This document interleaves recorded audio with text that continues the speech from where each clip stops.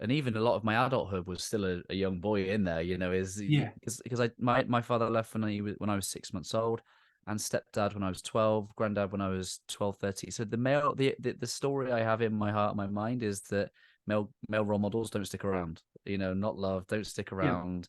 So that abandonment wound has been very prevalent throughout my life, and even to a point where it showed up in my kind of career in my late 20s. I used to have a career in policing, and there was a bit where at one point my senior leaders sat around and severely judged my social media profile.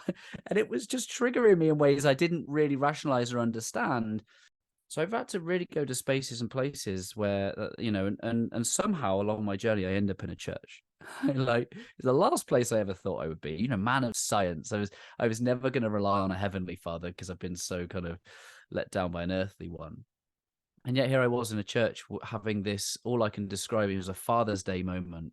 And the pastor said, "That's it, man. Come down the front. We're going to say some words over you." I thought, what's the worst that can happen?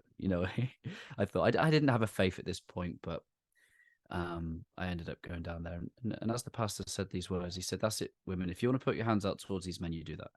And my wife, it was like she firebombed me in my spine. It was like my whole body caught fire. And I've been, that was 4 years ago, 2019.